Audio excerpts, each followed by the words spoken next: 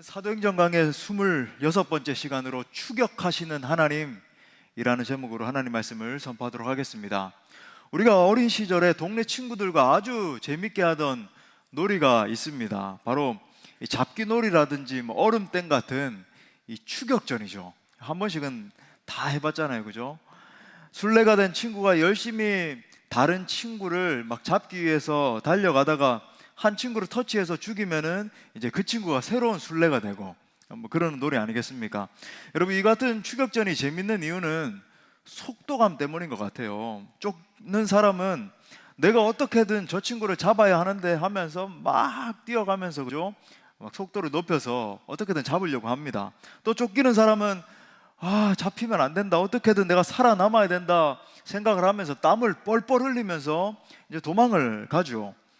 이 같은 추격전에 참여하는 친구들의 이 심리 상태를 표현하자면 한마디로 애타는 마음이라고 표현을 해야 할 것 같습니다. 자, 오늘 본문에 보면 한 사람을 향해 애타는 마음으로 추격하시는 한 분이 계십니다. 바로 우리 하나님이세요. 하나님이 애타는 마음으로 사울을 추격하셨습니다. 그리고 다메섹 도상에서 결국 그를 잡았습니다. 그것이 오늘 말씀이에요. 자, 오늘은 사울을 잡기 위해 쫓아가시는 하나님의 추격전에 대해서 우리가 함께 살펴보려고 합니다. 사울을 추격하시던 하나님은 두 가지 작전을 펼치셨습니다. 하나는 강력하고 지배적인 추격이고, 다른 하나는 부드럽고 섬세한 추격이에요. 자, 저는 첫 번째를 강권적 은혜의 추격이라고 부르겠습니다. 우리 한번 따라해 볼까요? 강권적 은혜의 추격. 자, 두 번째는 부드러운 사랑의 추격입니다. 또 따라할까요? 부드러운 사랑의 추격. 제가 이렇게 따라 하라고 하는 건 기억도 하시고 이제 좀 적어 놓으시면서 그렇게 하라고 하는 거죠. 여러분, 오늘은 이 두 가지 하늘 작전이라 그럴까요? 우리 하나님의 이 작전을 살펴보면서 함께 은혜를 나누겠습니다. 말씀을 통해서 사도 바울을 추격하셔서 만나주신 예수 그리스도께서 우리 각자도 깊이 만나주시고 변화시켜 주시기를 축복합니다. 오늘 말씀은 좀 이렇게 분석적으로 제가 전하려고 그래요. 그래서 각 경우들을 자기 자신의 모습에 한번 이렇게 비추어 보시고, 하나님이 나에게 이런 마음으로 다가오시는구나, 나를 이렇게 격려하시고 나를 일으키시는구나, 여러분 그렇게 하나님의 마음을 느낄 수 있기를 바랍니다. 자, 크게 두 가지로 살펴보겠습니다. 첫 번째는 하나님은 강권적 은혜의 추격으로 우리를 만나 주십니다. 우리 한번 따라할까요? 하나님은 강권적 은혜의 추격으로 우리를 만나 주신다. 자, 사울이 회심하게 된 것은 전적으로 하나님의 강력한 은혜 때문이었습니다. 하나님의 강력한 주권적 역사로 말미암아 사울을 소위 포획하신 거죠. 오늘 본문이 그 추격의 결과예요. 사울은 꼼짝하지 못하고 두 손 두 발을 다 들고 엎드려져서 회개했습니다. 사울의 회심이 전적으로 하나님의 강권적인 은혜의 역사였음을 우리가 어떻게 알 수 있는가? 오늘 본문을 통해서 적어도 세 가지 이유를 우리가 발견할 수 있어요. 자, 사울의 회심이 하나님의 강권적인 은혜였다는 것의 이 첫 번째 증거가 뭐냐면, 회심하기 전 사울의 마음 상태를 보면 알 수 있습니다. 자, 누가가 오늘 본문 전에 이미 세 번에 걸쳐서 사울에 대해서 언급을 했는데 그의 이미지를 한번 우리가 살펴보겠습니다. 자, 사도행전 7장 58절 중반에 보니까 이렇게 말해요. 증인들이 옷을 벗어 사울이라 하는 청년의 발 앞에 두니라. 그죠? 이 사람이 뭐길래 이 사람 앞에 막 사람을 죽이기 앞서서 발 앞에다가 증인들의 옷을 두는가? 사도행전 8장 1절 상반에도 이렇게 말해요. 사울은 그가, 스데반이죠, 죽임당함을 마땅히 여기더라. 얼마나 끔찍하면 사람이 죽어가는데도 그걸 마땅하게 여긴다. 또 사도행전 8장 3절에 보니까 사울이 교회를 잠멸할세 각 집에 들어가 남녀를 끌어다가 옥에 넘기니라. 자, 지금 누가가 증언하고 있는 사울의 이미지가 어떻습니까? 한마디로 교회를 잔혹하게 대적하는 자이고 하나님 나라를 파괴하는 자죠. 여러분, 이런 사람에게는 우리가 딱 생각을 해도 하나님의 자비가 절대로 적용돼서는 안 되는 극악무도한 그런 사람입니다. 자, 이어서 오늘 본문에서도 이 사울에 대해서 이렇게 말해주네요. 자, 1절 2절 보니까 사울이 주의 제자들에 대하여 여전히 위협과 살기가 등등하여 대제사장에게 가서 다메섹 여러 회당에 가져갈 공문을 청하니 이는 만일 그 도를 따르는 사람을 만나면 남녀를 막론하고 결박하여 예루살렘으로 잡아오려 합니다. 그의 내면은 지금 교회에 대한 증오와 분노로 막 불타오르고 있습니다. 그의 정신은 바리새인으로서 교회를 바라볼 때 편견으로 가득 차 있는 거예요. 예수 믿는 자들은 남녀 노소를 불문하고 어떻게든 잡아서 죽이려고 하는 거예요. 사도행전 8장 3절에 나오는 이 사울이 교회를 잔멸할세 할 때 이 쓰인 단어가 헬라어 이제 리마이노마이라고 하는 단어를 쓰고 있는데 신약 전체에 딱 한 번 기록되어 있거든요. 이걸 이제 70인역, 그러니까 구약 성경, 히브리어 성경을 갖다가 헬라어로 번역한 70인역에 보면 이게 구약에 어떤 경우에 사용이 됐는가? 시편 80편 13절에서 포도원을 황폐하게 만드는 야생 수태지를 일컬을 때 이 표현이 쓰이고 있어요. 다시 말해 지금 사울은 포도원에 침입한 야생 수태지입니다. 소위 교회를 갖다가 이 수태지가 침입해가지고 완전히 쑥대밭으로 만들어 놓고 있는 거죠. 후에 바울이 아그리빠 왕 앞에서 박해 당시 자신의 상태에 대해서 이렇게 증거를 해요. 자, 사도행전 26장 10절부터 11절에 보니까 예루살렘에서 이런 일을 행하여 대제사장들에게서 권한을 받아가지고 많은 성도를 옥에 가두고 또 죽일 때에 죽이기도 했죠. 내가 찬송 투표를 하고 이 사람도 죽여야 된다 이렇게 한 거죠.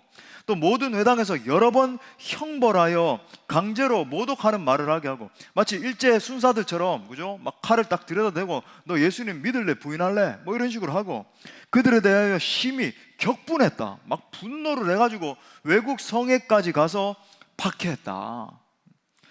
즉 지금 회심하기 전 사울은 예수 그리스도와 교회에 대해서 격분하고 있는 겁니다. 막 분노로 불타고 있어요. 그 어느 정도였냐면 심지어 외국에까지 가가지고 예수 믿는 자들을 박해하고 잡아 죽이고 너 예수 믿을래 안 믿을래 이랬던 사울이 여러분 이 회심한다라고 하는 것은 하나님의 강권적 은혜의 역사 외에는 설명할 길이 없는 거예요. 이에 대한 개혁자 칼빈의 말을 한번 들어보십시오. 회심 이전 사울은 사납고 잔인한 짐승 같은 존재였다. 하나님의 은혜는 그처럼 잔인한 늑대가 양으로 변한 것에서 뿐 아니라 그가 목자의 품성을 지니게 된 것에서도 나타난다. 사랑하는 여러분, 우리 예수님은 이런 분이십니다. 당신 자신과 당신의 교회를 핍박하던 이 잔혹한 핍박자를 사랑의 팔로 끌어안으신 거예요. 사울은 예수님을 단 한 번도 호의적으로 대하지 않았죠. 하지만 예수님은 사울을 호의로 대하시는 겁니다. 사울은 예수님의 교회를 핍박했지만 예수님은 그를 안으시고 용서하시고 끝까지 사랑하시는 거예요. 이 놀라운 사랑을 만났던 사도 바울이 나중에 이렇게 기록해요. 여러분 이 구절, 이 사실을 알고 읽으면 다르게 다가옵니다. 정말 가슴 뜨거운 말씀. 우리 로마서 5장 8절 말씀 나같이 읽어볼까요? 시작. 우리가 아직 죄인 되었을 때에 그리스도께서 우리를 위하여 죽으심으로 하나님께서 우리에 대한 자기의 사랑을 확증하셨느니라. 아멘. 칼빈은 이 같은 하나님의 사랑을 이런 용어로 표현을 했습니다. 저항할 수 없는 은혜, irresistible grace, 저항할 수 없는 은혜다. 자, 두 번째 사울의 회심이 하나님의 강권적인 은혜였다라고 하는 것의 두 번째 증거가 뭐냐면 이 당시에 일어난 일입니다. 자, 무슨 말인가? 자, 사울이 교회를 핍박하기 위해서 막 살기가 등등 해가지고 이제 다메섹으로 가고 있었습니다. 바로 그때 하늘로부터 한 강렬한 빛이 그를 막 둘러 진친 거죠. 이제 아그리빠 왕 앞에서 나중에 이제 사울이 이제 바울이 됐을 때 바울이 이제 자기 자신에 대해서 변증을 하면서 사도행전 26장 13절에 보면 이렇게 말합니다.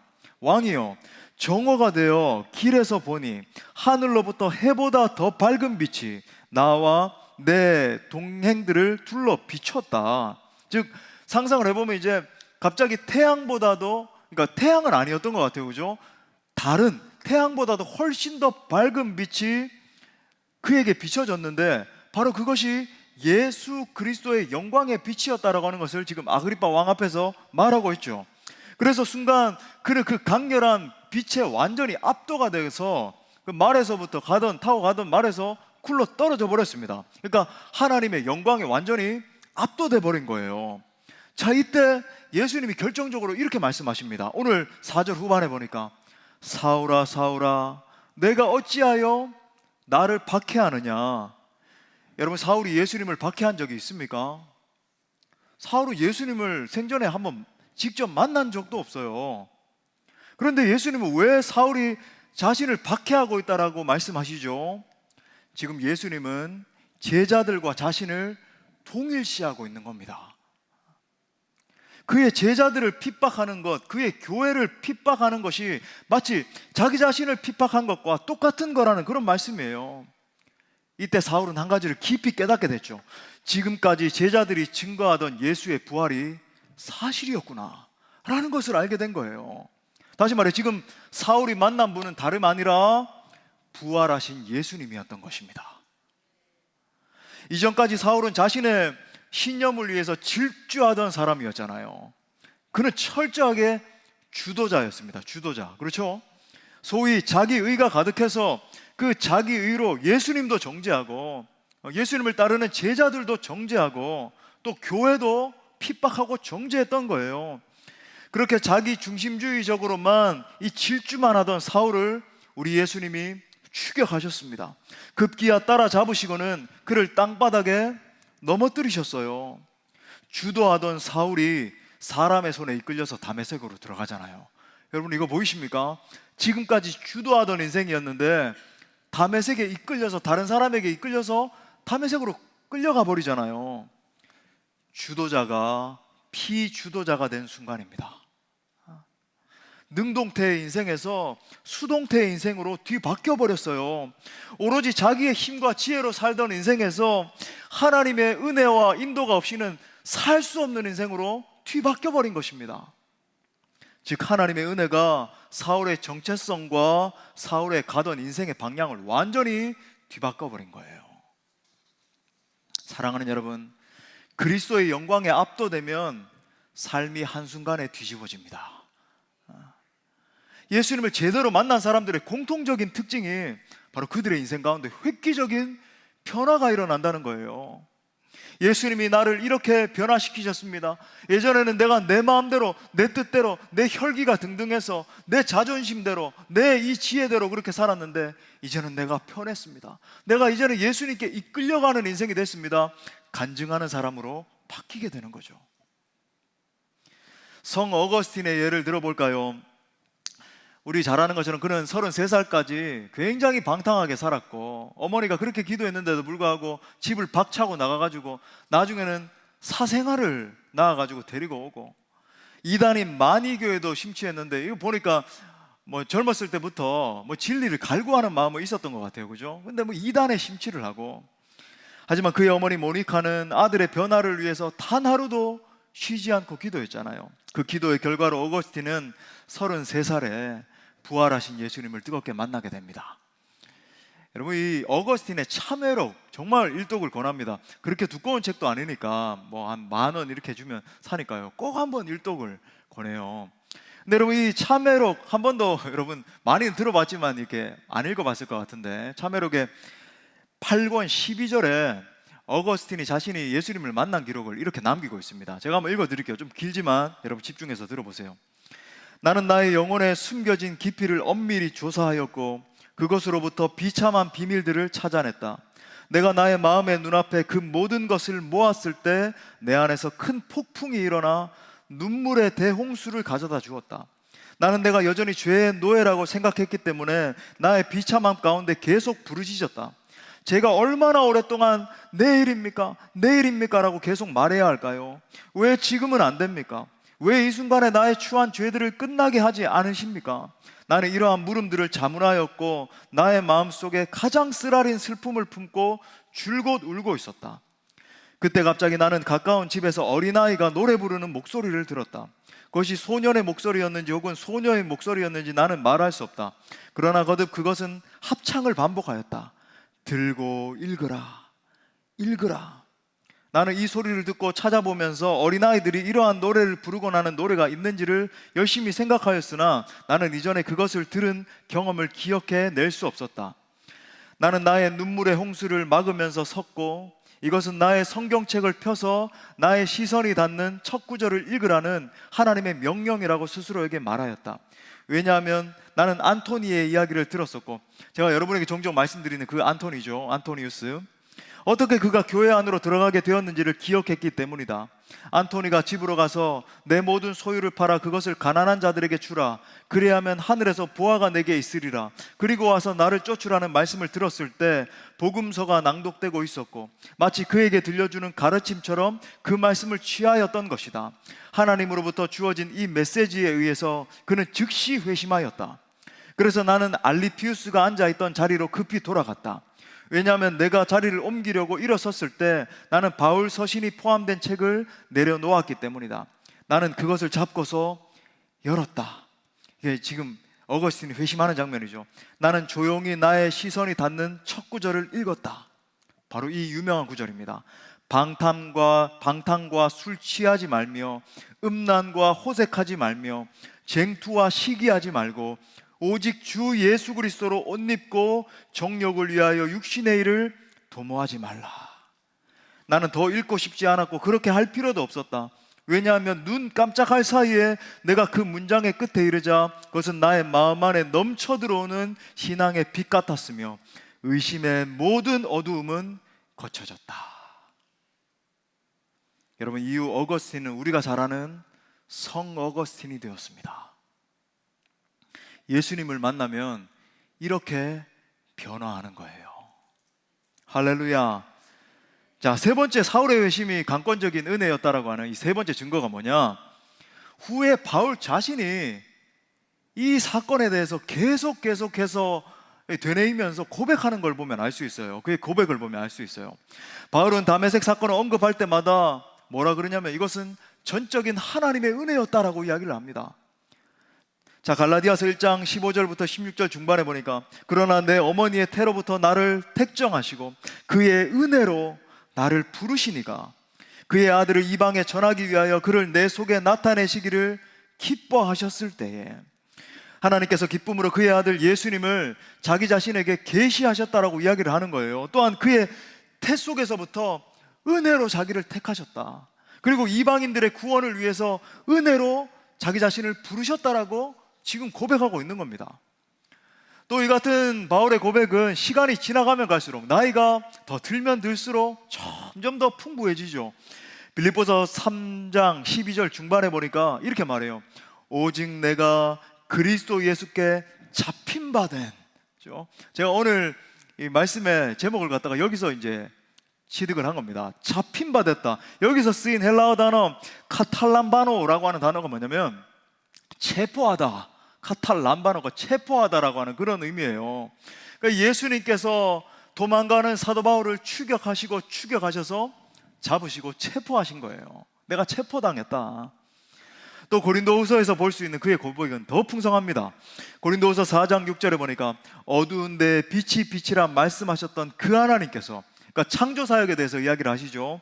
예수 그리스도의 얼굴에 있는 하나님의 영광을 아는 빛을 우리 마음에 비추셨느니라. 새 창조의 사역이라는 거예요. 지금 바울은 자신의 회심 사건이 마치 하나님께서 세상을 창조하신 것처럼, 어두운 가운데 빛이 있으라 말씀하신 것처럼 예수 그리스도의 그 빛을 내게 비추신 새 창조의 사건이다 말하고 있는 겁니다. 그래서 여러분 고린도후서 5장 17절 말씀이 나온 거예요. 여러분 우리 다 같이 한번 읽어볼까요? 시작. 그런즉 누구든지 그리스도 안에 있으면 이전 것은 지나갔으니 보라 새 것이 되었도다. 아멘. 나 같은 핍박자가, 나같이 못난 죄인이 회개하고 예수 믿고 구원받은 것은 새 창조의 사건과 같은 거라는 거예요. 내가 새로운 피조물이 되었다. 또 나이가 들고 순교하기 얼마 전에 바울은 이 믿음의 아들 디모데에게 이렇게 고백을 합니다. 디모데전서 1장 14절에 보니까 우리 주의 은혜가 그리스도 예수 안에 있는 믿음과 사랑과 함께 넘치도록 풍성하였도다. 하나님의 은혜가 마치 홍수가 난 강처럼 내게 밀려왔다는 거예요. 그러니까 세월이 흘러도 이 은혜에 대한 감격이 흘러 넘치고 넘쳐서 오히려 더 풍성해진 것입니다. 여러분, 우리의 고백도 이와 같아져야 되지 않겠습니까? 신앙생활하는 우리가 정말 깊이 주지해야 되는 사실이 있습니다. 어떤 신자들은 세월이 가면 갈수록 점점 마음이 굳어지고 유연함이 없어지는 것을 보는 거예요. 그 진짜 이유가 뭘까요? 구원 감격이 사라져서 그렇습니다. 하나님의 은혜에 대한 감각이 내 안에서 무뎌져서 그런 거예요. 반대로 소수이지만, 정말 제가 이 소수이지만이라고 하는 수식을 붙인 이유가 있죠. 정말 그래요. 소수이지만 세월이 가면 갈수록 점점 더 성령 충만해지는 신자들이 있습니다. 그 원인도 분명해요. 하나님이 나를 얼마나 사랑하시는지, 내게 어떤 은혜를 베푸셨는지, 또한 나의 인생 가운데서 어떤 은혜를 주시고, 내 그렇게 다급할 때, 눈물로 울부짖을 때 하나님 나를 건져주시고 어떤 은혜를 주셔서 여기까지 인도해 주셨는지, 소위 이 은혜에 대한 감격이 있는 사람인 거예요. 저는 여러분에게 이러한 은혜에 대한 감격이 세월이 가면 갈수록 더욱 넘쳐날 수 있기를 축복합니다. C.S. 루이스가 이런 추격하신 하나님의 은혜에 대해서 이렇게 아주 은유적으로 멋있게 표현을 했습니다. 그의 책 예기치 않은 기쁨 중에 마지막 장에 이렇게 나옵니다. 죄인인 나에 대한 하나님의 끈질긴 추적을 감지한다. 하나님은 그분을 자기가 낚은 물고기를 갖고 노는 위대한 낚시꾼이시다. 하나님은 쥐를 쫓는 고양이이시다. 하나님은 여우에게 다가가는 한때의 사냥 개들이시다. 하나님을 향해서 뭐 개들이라 그러나 그렇게 생각하지 말고 은유적으로, 그죠? 예. 마지막으로는 책략을 써서 결국에 가서 그가 장군 이렇게 양보할 때까지 그를 가장 불리한 위치로 몰아넣는 초인적인 체스꾼이시다. 자, 지금까지 살펴본 것은 이 하나님의 강권적인 은혜의 추격에 대해서 살펴봤습니다. 하나님이 사울로 대변에는 사실 이제 사울에 대해서 이야기했지만 한 존재죠, 그죠? 한 존재에게 추격하셔서 강권적인 은혜로 그를 넘어뜨리신 거예요. 우리도 그의 강권적인 은혜의 추격에 의해서 구원받게 된 것입니다. 자, 두 번째는 하나님은 섬세한 사랑의 추격으로 우리를 만나 주십니다. 우리 또 따라 할까요? 하나님은 섬세한 사랑의 추격으로 우리를 만나 주신다. 예, 물론 오늘 본문 말씀처럼 강권적으로 나타나셔서 역사하셔서 은혜를 베푸시는 그런 하나님이시기도 해요. 분명합니다. 그런데 가만히 보면 예수님이 이미 사울의 생애에서 여러 가지로 섬세한 준비를 통해서 지금 이 자리까지, 이 순간까지 이렇게 몰아붙이셨다라고 하는 것을 우리가 볼 수 있어요. 아주 노심초사하시면서 여러 가지로 작업을 하셨다 그럴까요? 이걸 어디서 할 수 있는가? 사도행전 26장 14절에 보면 바울이 자신의 회심 사건에 대해서 아그리빠 왕에게 증언하는 장면이 나오죠. 아까도 읽었지만, 그런데 그 증언의 내용을 보면 오늘 우리가 읽은 사도행전 9장 말씀보다 조금 더 풍성하게 제시되어 있습니다. 그러니까 실제로 이 음성을 26장에서 말하는 이 음성대로 들었던 것이고, 그러니까 9장에서는 조금 요약판으로 이렇게 제시가 되어 있고 26장에서는 자세하게 설명을 한 거예요. 자, 보겠습니다. 사도행전 26장 14절에 보니까 이렇게 말해요. 우리가 다 땅에 엎드러짐에, 자, 이 장면을 상상을 해보십시오. 사도 바울만, 그러니까 사울만 땅에 엎드러진 게 아니라 동행들이 전부 다 엎드러졌어요. 왜냐하면 너무나 강렬한 빛이 비쳤으니까. 내가 소리를 들으니 히브리 말로, 이것도 나오네요. 하나님이 이때 히브리어로 이렇게 말씀을 하셨대요. 히브리 말로 이르되 사울아 사울아 내가 어찌하여 나를 박해하느냐. 그러면서 아주 중요한 9장에서는 나오지 않는 하나님이 언급하신 그 부분을 언급을 합니다. 자, 가시체를부터 우리 읽겠습니다. 시작. 가시체를 뒷발질하기가 내게 고생이니라. 아멘. 여러분, 여기다가 26장 14절에다가 줄 칠 수 있으면 여러분 줄 치십시오. 아주 중요한 말이에요. 가시체를 뒷발질하기가 내게 고생스러운 일이다, 이렇게 말을 하고 있습니다. 자, 이게 무슨 말인가? 여러분 줄을 딱 꺼신 다음에 저를 보십시오. 이게 무슨 말인가?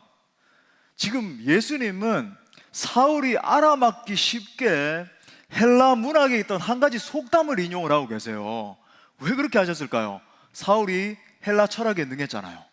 헬라 학문에 능한 사람이었잖아요.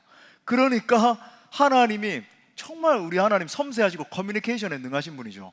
사울이 알아먹기 쉽게 헬라 속담을 인용하셨어요. 이게 무슨 말인가? 사울은 팔팔하고 고집이 센 젊은 황소이고, 예수님 자신은 가시도 친 채찍. 제가 이제 예수님이 맞으셨던 그 채찍에 대해서 설명을 하면서 그냥 일자로 된 이런 채찍이 아니라, 가죽 채찍이 아니라 그 끝이 9개의 갈래로 갈라져 있고 막 짐승 뼈라든지 그죠? 가시라든지 막 철 같은 것들이 붙어 있다 그랬잖아요. 그런 가시도 찐 채찍으로 그 소를 길들이는, 그죠? 막 그렇게 사방팔방 자기 멋대로 날뛰는 그 소를 길들이는 농부라고 하는 말이에요. 다시 말해 예수님은 이 회심 사건 이전에 계속 사울을 막대기로, 이 채찍으로 막 찌르고 쑤시면서 이 사울을 추격하셨다라고 하는 그런 말입니다.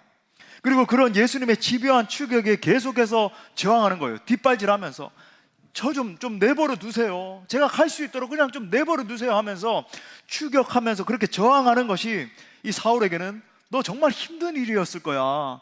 내가 너를 그렇게 사랑으로 추격하고 있는데 네가 계속 발길질하면서 그렇게 난 몰라라 하면서 가는 게 너 그거 힘들었을 거야. 이렇게 말씀하고 계시는 거예요. 여러분, 우리 예수님 이런 분이십니다. 한 사람을 변화시키기 위해서 온갖 노력을 다 기울이시는 분이세요. 망나니 같은 인생, 내 멋대로 하기 좋아하고 성난 황소같이 내 고집 부리기 좋아하는 이 인생을 변화시키기 위해서 포기하지 않고, 여러분 왜 그렇게까지 하실까요? 사랑하시니까. 사랑하기 때문에 변화될 때까지 모든 노력을 다 기울이시는 거죠. 너무나 사랑하기 때문에 끝까지 포기하지 않고 내가 너를 포기할 수 없어, 계속 추격하시면서 우리를 쫓아오시는 거예요.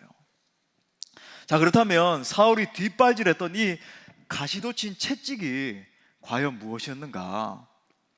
그것이 뭔지는 구체적으로 성경을 통해서 나와 있지는 않지만 우리가 신약을 보면 몇 가지 중요한 암시가 있다라고 하는 것을 우리가 알 수 있어요. 제가 몇 가지만 여러분에게 예를 들어보겠습니다. 먼저 그에게 이 가시도 친 채찍이 된 것은 계속, 그죠? 예수님이 막 붙잡으시는, 예수님이 막 찌르시는 그 채찍이 된 게 뭐냐면 그의 내면 가운데 있었던 의구심들이었어요.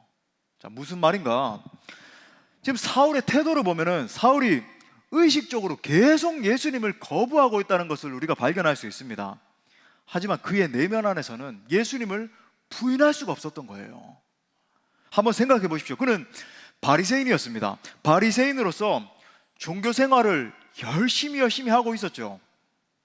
우리 중에도 어쩌면 예수님이 계속 가시도 친 채찍으로 이렇게 쿡쿡 찌르시는데 종교 생활을 계속 예수님 만나지 못하고 반복하고 있는 분들이 계실 수도 있어요.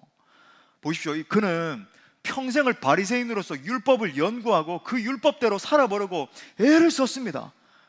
그런데 실제 삶에 능력이 없는 거예요. 율법을 행하면서 철저한 종교인으로 살아오고 내가 하나님의 의에 도달해야지 그렇게 살아왔지만 그의 내면 안에는 공허함이 자꾸만 커져가는 거예요. 그러는 와중에 예수라는 자가 나타났습니다. 제가 이렇게 말했다고 해서 신성모독했다라고 생각하지 마십시오. 지금 사울의 입장에서, 예수님 만나기 전에 사울의 입장에서 그렇게 생각했다는 거예요. 예수라는 자가 딱 나타난 거예요. 실제로 보세요.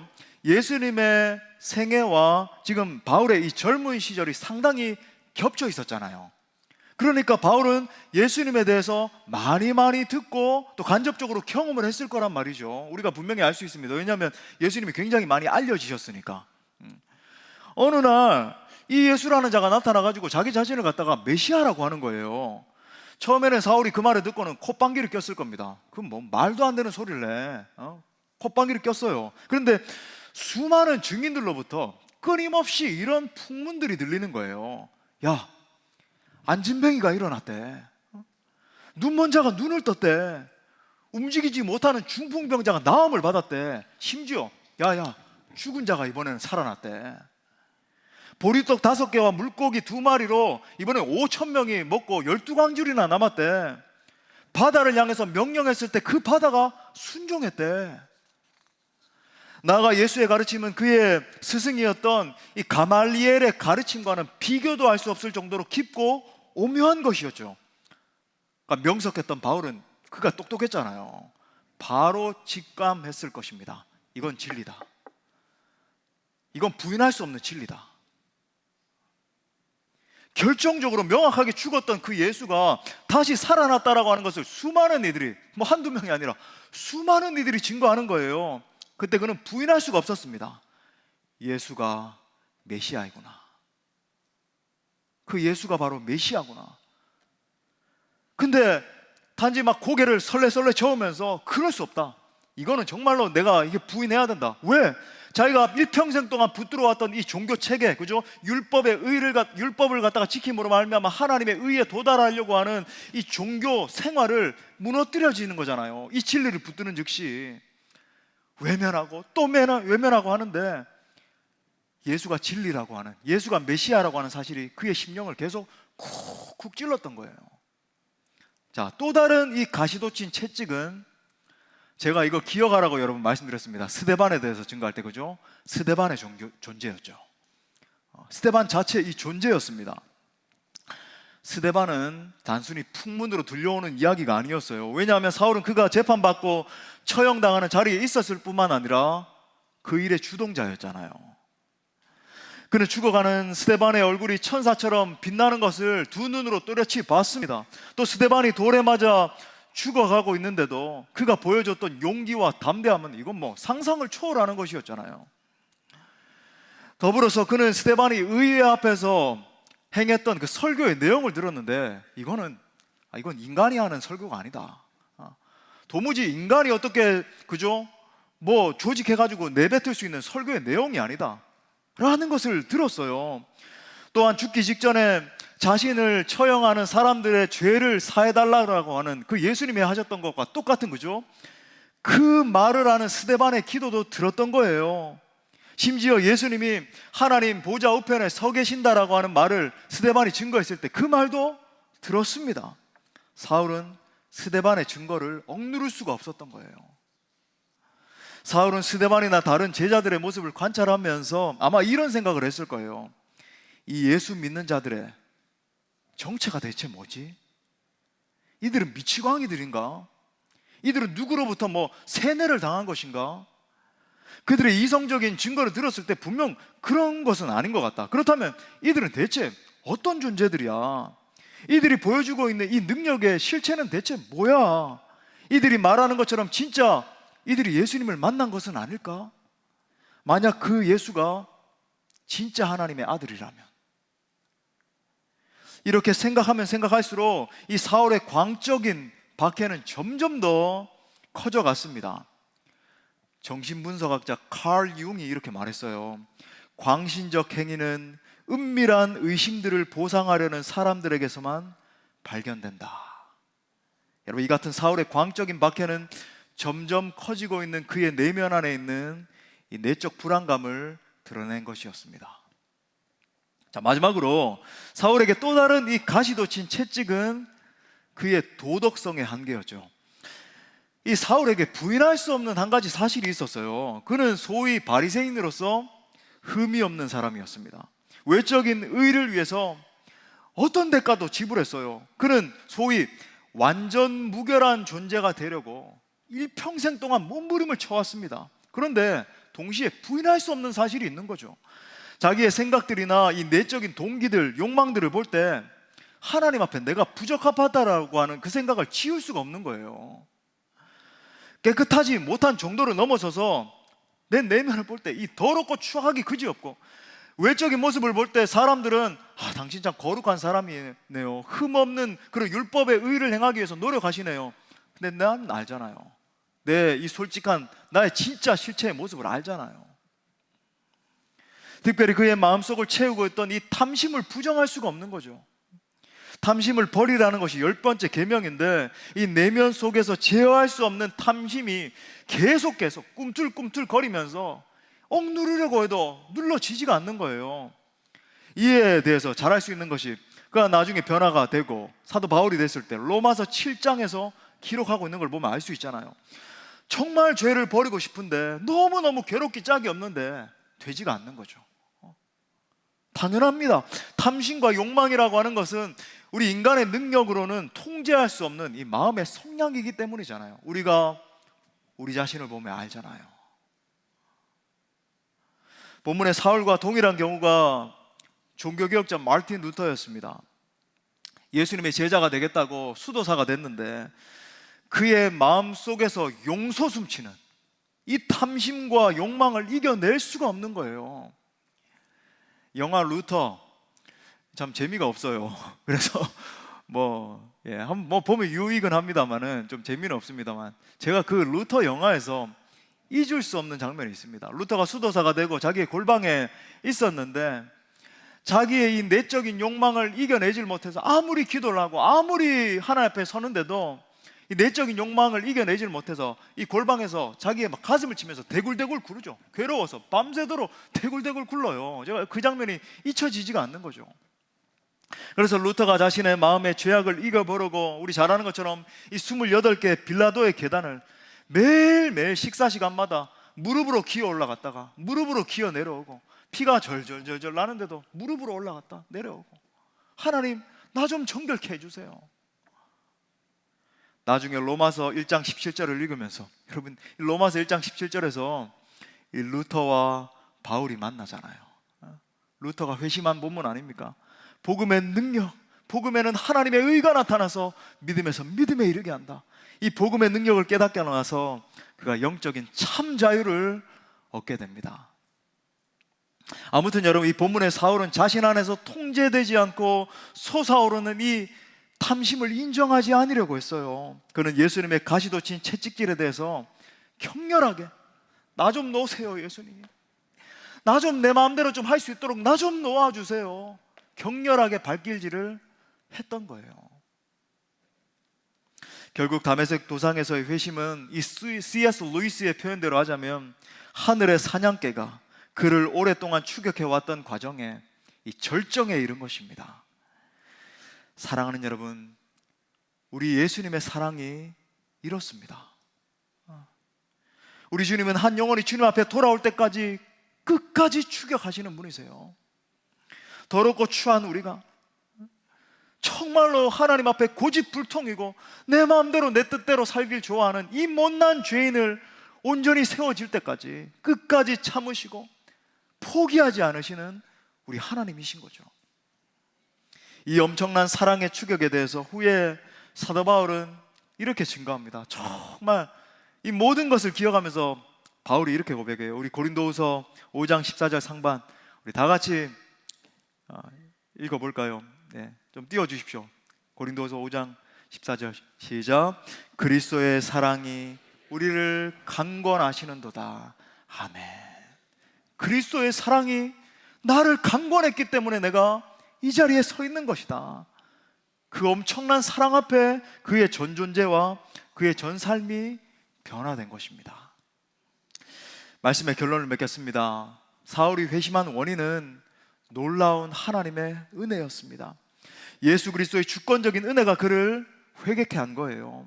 하지만 그 주권적인 은혜는 점진적인 은혜였고 부드러운 은혜였습니다. 섬세한 사랑으로 예수님은 그분의 가시돋친 채찍을 가지고 사울의 마음을 계속 찌르셨던 거예요. 때가 되었을 때 그분은 빛과 소리로서 자기 자신을 계시하셨습니다. 사울아 사울아, 나는 네가 핍박하는 예수다. 여러분, 이 음성을 자기 자신에게 한번 비추어 보세요. 사랑하는 아들아, 사랑하는 딸아, 나는 네가 핍박하는 예수다. 이 음성이 사도 바울의 사역 인생 전 여정에 흘러넘치는 은혜가 되었던 것입니다. 그래서 후에 그가 생명을 던져서 사역을 한 것도 수없이 두들겨 맞고 수없이 파선당하고 죽기 직전까지, 그죠?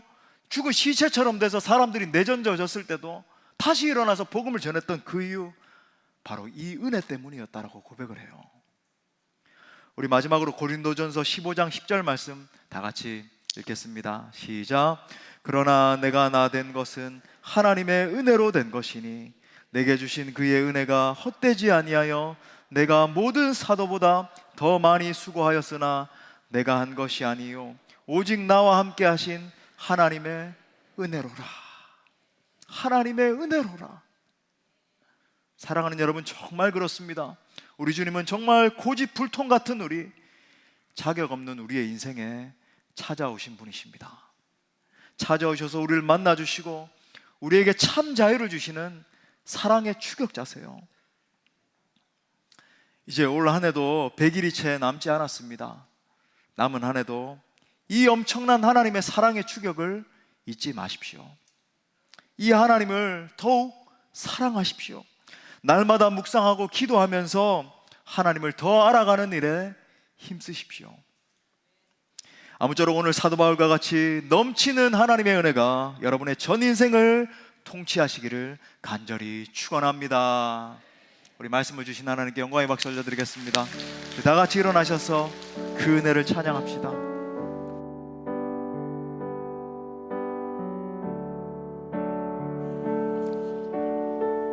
나를 지으신 이가 하나님, 나를 지으신 이가 하나님,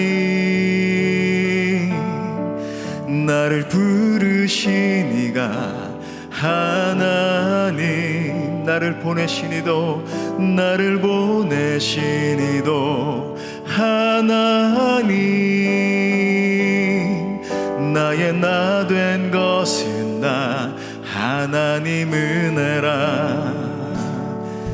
나의 달려갈 길 다가도록, 나의 마지막 호흡 다하도록 그 십자가, 나로 그 십자가 품게 하시니, 나의 나 된 것은 나 하나님 은혜라. 고백합시다. 한량없는 은혜, 갚을 길 없는 은혜, 내 삶을 애워싸는 하나님의 은혜. 나 주저함 없이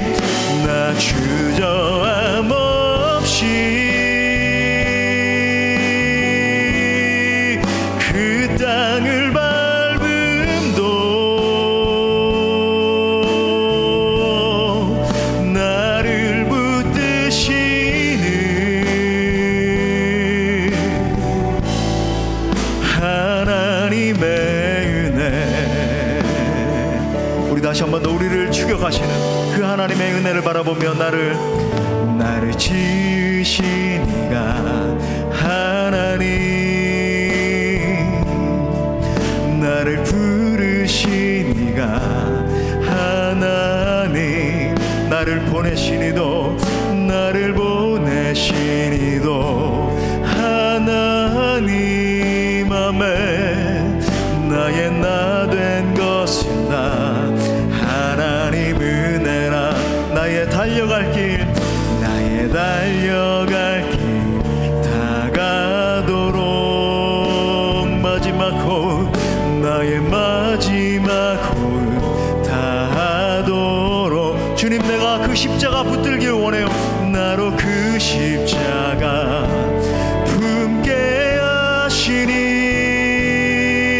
나의 나 된 것은 나 하나님 은혜라. 우리 손 들고 주님 앞에 결단하는 믿음으로 한량없는 은혜, 갚을 길 없는 은혜,